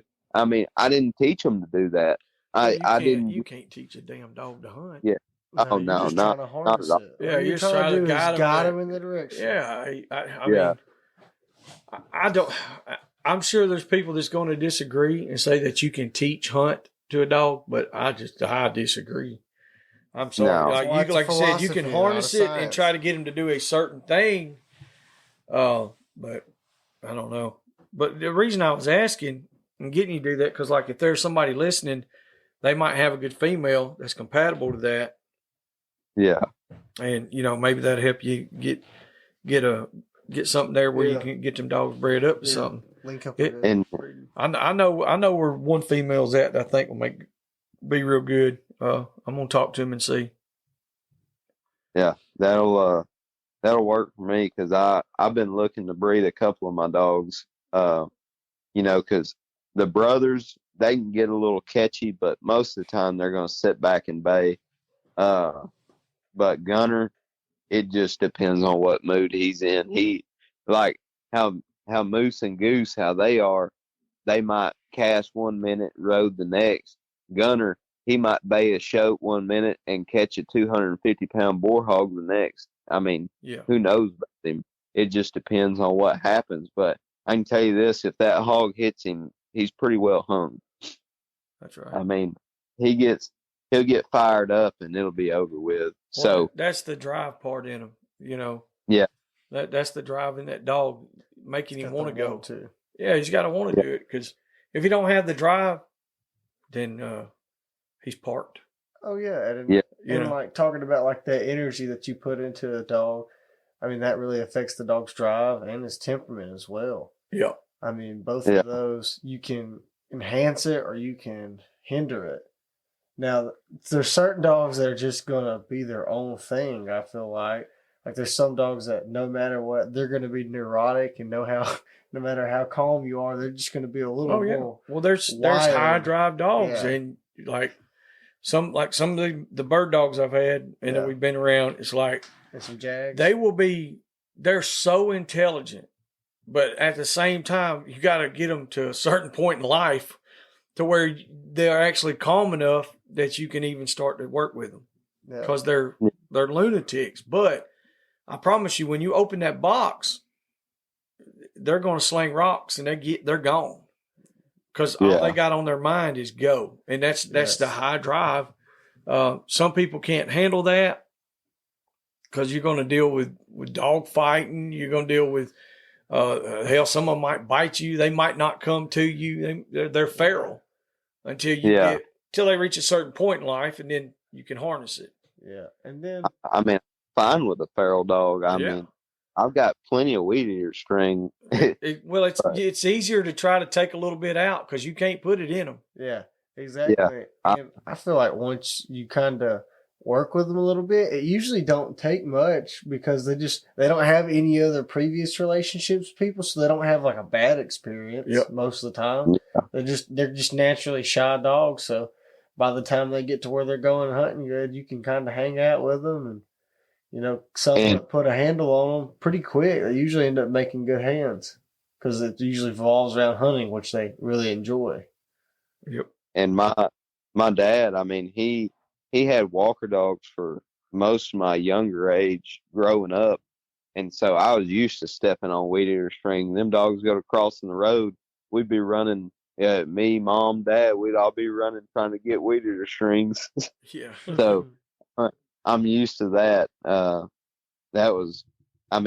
We used to run field trials and stuff a lot, and dogs would be coming, and there's 30 trucks lined up watching with binoculars trying to see what dogs cross the road in these deer dog field trials. And we're sitting there, and as soon as they cross the road, all you see is weed eater string dragging behind every dog. It's just nothing but a line of neon going across the road behind dogs. I love it. I love it. It's funny because like when I first started really running some of these dogs that, I was like, I couldn't stand a dog that wouldn't come to me when he called it. And I'm still like that. I don't know. It's just one of my pet peeves. And I've been pretty lucky on being able to call dogs, no matter where they're at or what they're doing, But Yeah. I've had some like you just can't call them back, Like we go to the bay pens with like Chaos and Junior. 99% of the time, I can just if the pen help doesn't touch them, I'll holler and they'll come right back to me. And that's why I want even the dogs in the woods. If I holler, they're coming back to me. Yeah. But every now and then you'll have one that just no, he's not. He's not coming back to no damn body. He's going to go hunt, and that's fine too. I can deal with it, Yeah, and I'm pretty lenient with that. Like, I've got a couple deer dogs like that. I can't say that any of my hog dogs are, but some of my deer dogs, I've got one, and her daddy's done it. The siblings have done it, and me and my cousin, we've had this bloodline for a while now, and the dad started doing it, and now the Gyp that I have, she does it, and her sister does it, and everything. If they are coming and they're running, and you're like, well, we're running a doe, and we know there's a buck in this block, and we're trying to get him out of there, we'll try to pull him off and try to get another race going. Well, if they see you, they'll shut up and just go silent. Yeah. And sitting there looking around for the dog, and you're looking at your Garmin, looking in the woods for the dog, and they're 100 yards up the road, and they'll shoot across and then shoot back down the road and hit the track and roll on. Because they know you're fixing to pull them off.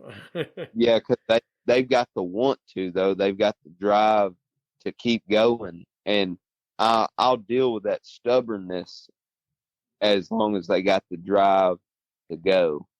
And I agree with that. Now one that I can sit there and call, and I can see the dog, and the dog ain't doing nothing. The dog just sits there and looks at me. Yeah, that'll make me a little bit mad. But if that dog's hunting and that dog looks at me and then looks back and goes back to hunting, I'm like, well, I'm not gonna put my collar on 13 and hold it down because that dog's doing what it's supposed to. Yep. I'm not gonna do that. I try to stay away from those buttons as much as I can. Unless that dog is. Yeah, you can mess it up real easy. I done it about 2 years ago. I let it get the best of me.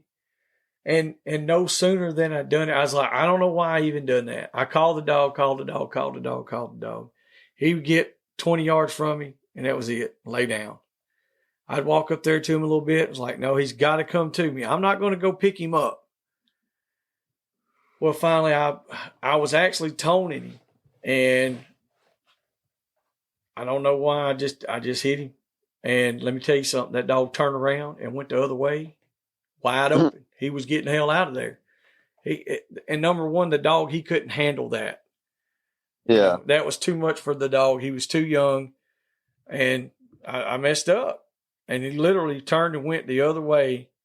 And I was like, well, I know what I'm going to do. I'm going to leave him alone tonight, let him think about it. I'm going to go home and think about it, come back and get him tomorrow. Yeah. And the dog wanted he just wanted to go hunt. And they called me the next day, and he got run over. And so out of my own ignorance, my own dumb, stupid, my own ego, that could have been the best dog I ever owned. I don't know. Maybe not, but he didn't have the chance because I fucked it up.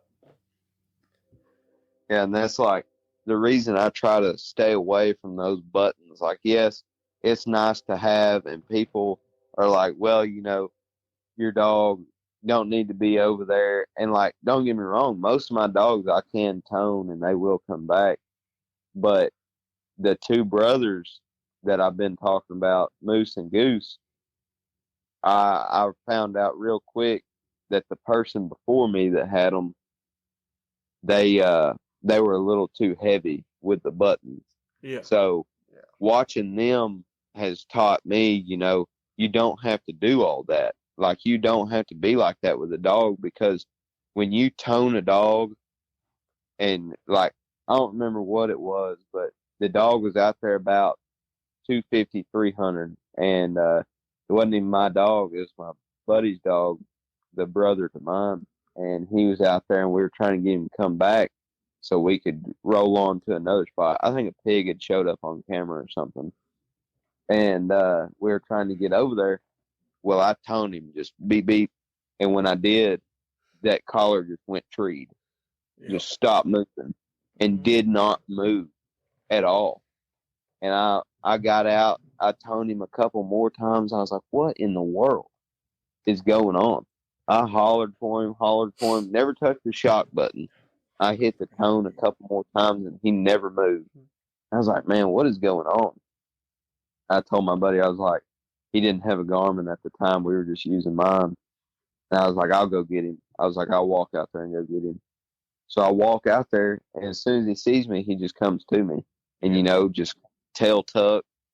Well, if they don't know what that juice is and you hit them with it, it's just something out of the thin air. No, it's a surprise. And it hurts.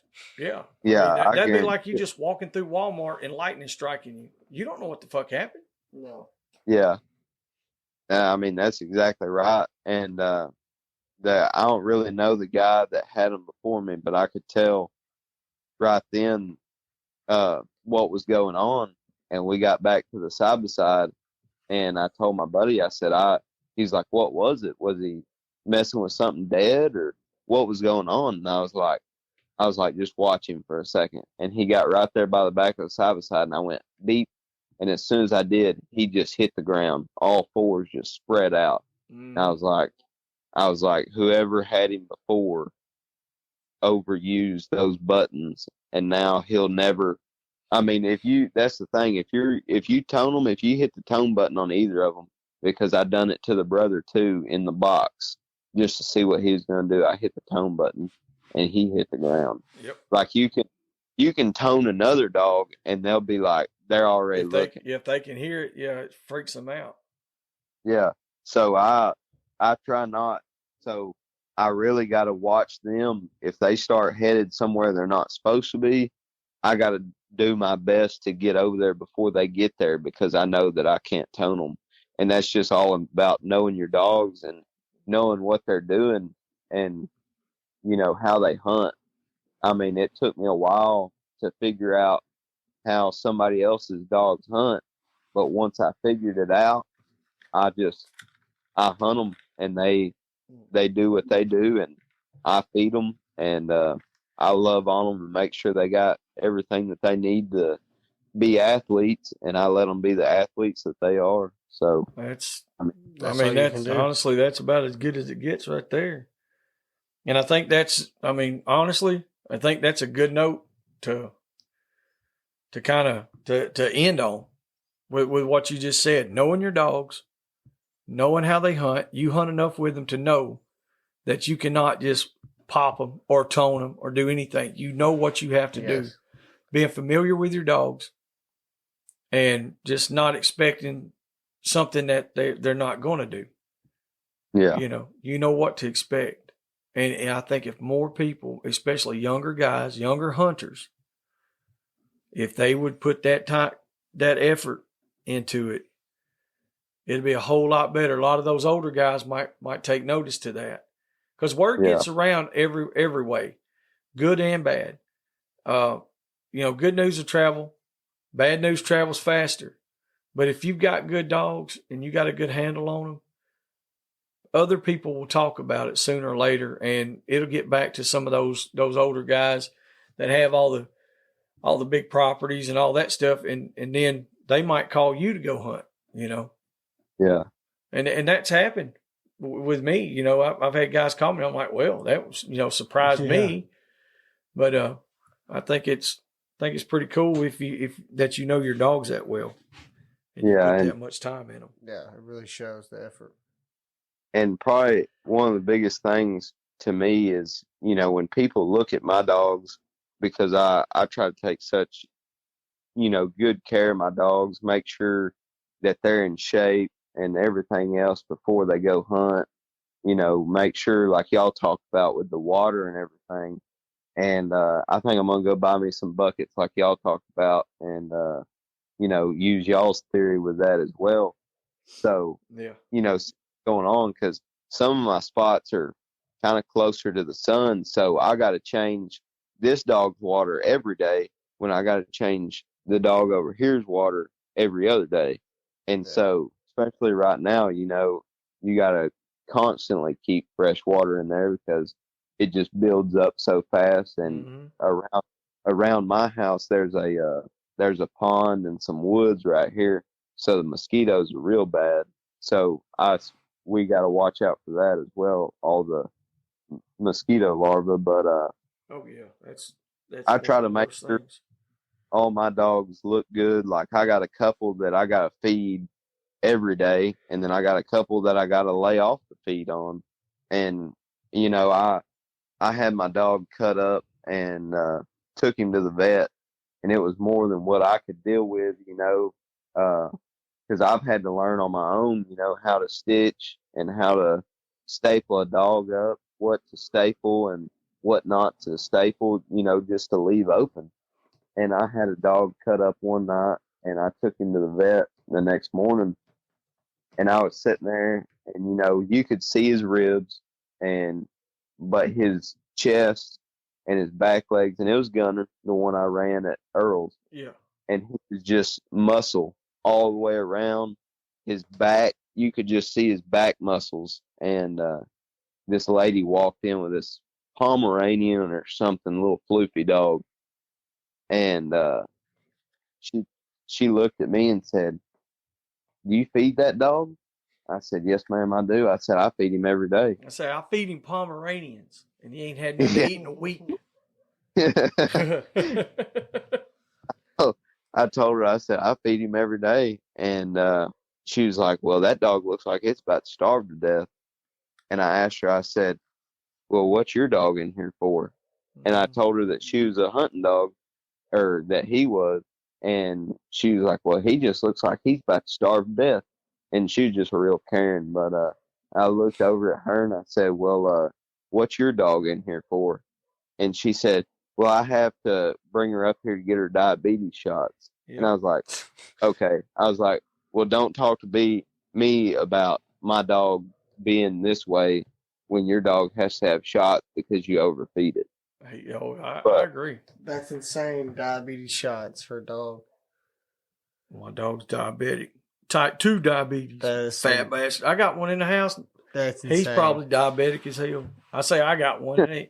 Kelly's got a dog in the house. I got a little dog named Chuck, and he's a bad dude. He weighs about 3 pounds. Yeah. He whooped that 100-pound pet bull, not pit bull, pet bulldog. He'll squeak at him a few times. Yeah, he'll jump around, scratch off, and he'll bite him right on the wiener. I'm dead serious. He's a full-blown dick dog. He will tear it up. Like he don't play. He'll latch on that. And that's what kind of hounds I'm running there, buddy.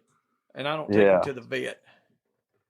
What's that video where he's at the MMA fight? He said, "Grab his dick and twist it." Yeah, grab his dick and twist it. That's all you got to do. Good old dick twist. We had a blue tick one time that was full-blooded dick dog. I mean, like he was double-bred dick dog. He'd lay on his side and grab that thing. And I'd be like, oh my God. He'd bay a pig, just, oh. And then he'd get on his side and just start lay down, just grab it, and he'd tear it off. Like he'd bite it off. Oh, yeah. Just straight cock stringing him, not hamstringing him, cock stringing him. It was evil. It was rough. His name was Wimpy. Yeah. Wimpy. Wimpy. He was the baddest blue tick in the world. Yeah. I had some gun. Me and him, he almost got me killed one day. Little coon got out of the cage. He was a pup. And that coon went to whooping on him. And that's when we named him Wimpy. He was trying to whoop the coon, ran into me. He was backpedaling. And then the coon went up my leg. And so I was trying to kick the coon off of me, and I kicked the damn dog. And then I fell down, and the dog and the coon both was on me. We had fun. Then I was rescued by Baby. Baby was our Yorkshire Terrier. And he was a standard Yorkie. And so he wasn't like a little miniature Yorkie, you know what I mean? He was a little bigger. Yeah. And when I tell you he was a bad dude, he did not play. I put it that way, coon soup. was what was happening. Coon soup when baby got done with him. Oh. That was Nathan's first pack of dogs. He had a blue tick, a basset hound, and a Yorkie. Yeah, I think I heard y'all talking about that. Listen, I'm telling you, they were nothing safe. Nothing. I know a guy, and he runs up in the mountains, and he used to have a pack of wiener dogs for deer dogs. And man, you want to talk about something when all them old men would talk about seeing a pack of wiener dogs coming through the woods. He said there'd be 6 of them, and all of them be hammering down. He said they're as long as a walker, but shorter legs than a basset hound. Hey, I'm gonna tell you, those are some badass little dogs. Yeah. Now they have, they have some of the longer hair. Then they had the teckle. I mean, like some of those teckles they're phenomenal, especially blood trailing and stuff. They are phenomenal, but they're still like a wiener dog to me. So I can't be that cool. Yeah. You know what I mean? I don't know. I can't have wiener dogs riding a box. No. If I got a Yorkie with one eye and scarred up, okay, I can deal with that. But a wiener dog? No, not a wiener dog. Yeah, I got one laying right here, and I don't think he'd even attack a biscuit, to be honest with you. I mean, you hear all about these front porch biscuit eaters, but he ain't going to do much. He ain't going to do it. I got you. 10-4. Well, man, I tell you what, I'm glad you've listened to the podcast enough. Like, I mean, like we talked quite a bit, in the past year or so, but like, I mean, I'm really glad that it helps. Yeah. We appreciate the dedication and listening. Yeah. Because like there's, a lot of stuff you think goes unnoticed, but here lately, like we're getting a lot of feedback, and a lot of guys like yourself where they're like, well, hey, I didn't have nobody help me, nobody would help them. And so they would listen to us, and I'm, hoping that we steered somewhat in the right direction, because there's and in our earlier podcast, everything that we would say, we would literally label it like, this is what works for us. Doesn't mean it's right or wrong, because we don't know, but it's what works for us. And I wish a lot of people would do that more often. And because some people think because it works for them that's the only way. Yeah. And it's not. So, yeah. But and I mean, really appreciate that. I listen on the way to work, on the way home. If I've got a drive, that I'm in the work truck, I got to go to another job over here, and I'm going to be driving, I'll put it on. And, there's a couple, I was looking the other day, there's a couple that I haven't listened to still on there, but I can tell you there's probably about 10 of them that I've listened to 10 times a piece, just trying to pick up every little piece that I possibly can from anybody that knows anything, listening to Pat. Like Randy Durrell said, he talks so fast, he probably don't know what he's talking about, but he makes it sound real good. That's right. So I've listened to the ones with Uncle Pat probably about 30 times.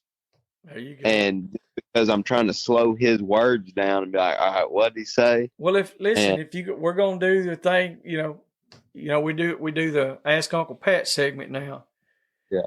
If you got a question, just, you can give it to us. You can give it to Pat. Either way, whatever. Or on the next one, what we'll do is we'll set it up to where you can call in, and we'll just connect the calls while me and Pat are recording, and you can jump in and ask him whatever you want to do right here on, do it like that. Yeah, I might have to do that. He'll probably trash talk me for about 10 minutes and tell me to go sit back on Jay Bird's cooler. But he's going. Listen, even if he don't know you, or if he's never met you, you're going to get some trash talking. Oh yeah. Hey, I'll say that about Pat.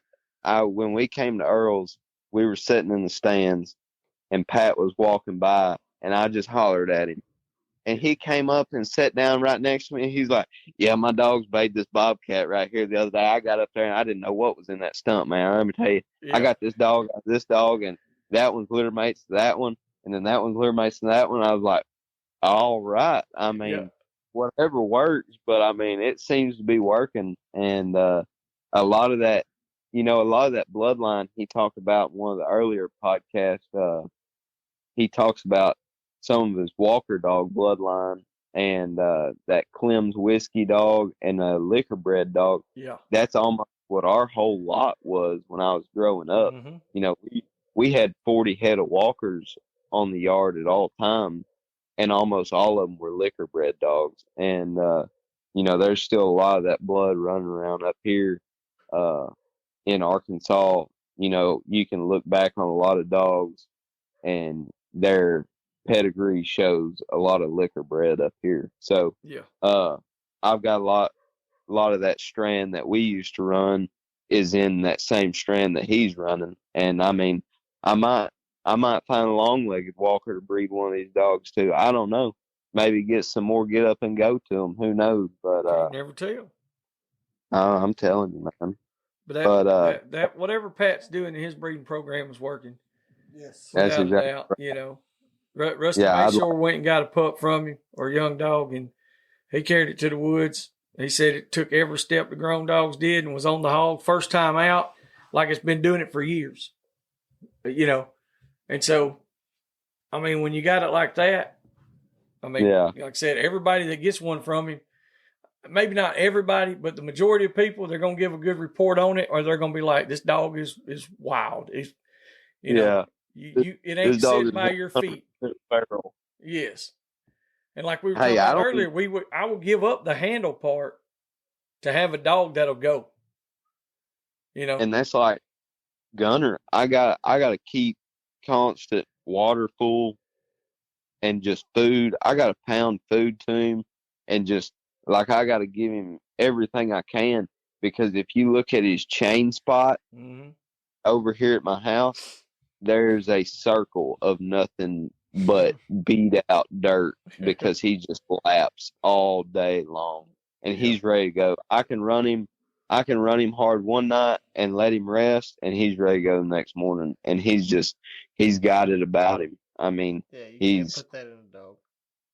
No, and I'm glad he has it, because I mean he's got a racetrack wore out over there from where he'll burn it down on his chain. And I mean, I love having a dog that you can't keep in a pen. You got to put it on a chain, honestly, because the dog can't be confined. It's just got it, like it's got to be out and it's got to have room to move. And I love that about a dog. Like, I hate it because I got to fix the pen, but if that dog's got that much drive, I'm willing to keep it. I was going to say, if he's got it like that, then you do your part, and it'll all work out good. So, well, man, that's that sounds like we're gonna have to come out there and go hunting one thing, because I got to see some of these dogs.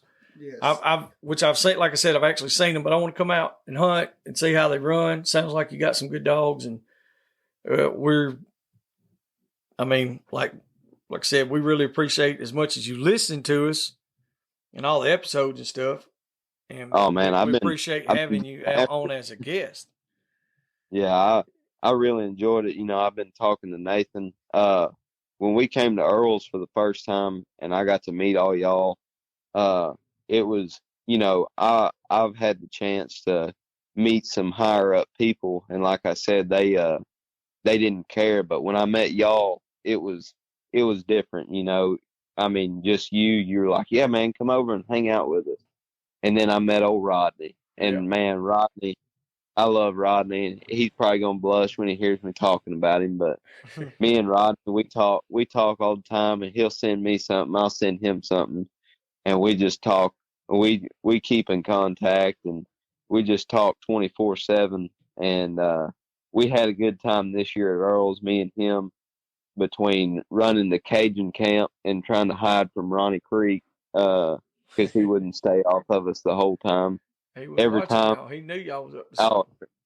Yeah, every time he'd get on Rodney, I'd try to slip out, and he'd holler at me to get back over there. Yeah. And he'd be like, I ain't done with Rodney yet, but when I get on you, it's going to be just a second. I'd be like, man, I got to go over here. Yeah. He'd be like, no, just back down. That's right. But we couldn't keep him off of us the whole time. But I'm glad that I got to meet all of y'all through, the Bay Pen, and I'm glad that I got to do it this year. And I've had the pleasure to meet, Carter and Ryan, and we all keep in contact. And I enjoy getting to talk to everybody. And me and Nate, we've been talking quite a bit here lately, and I'm sure I probably get on his nerves and everything. Man.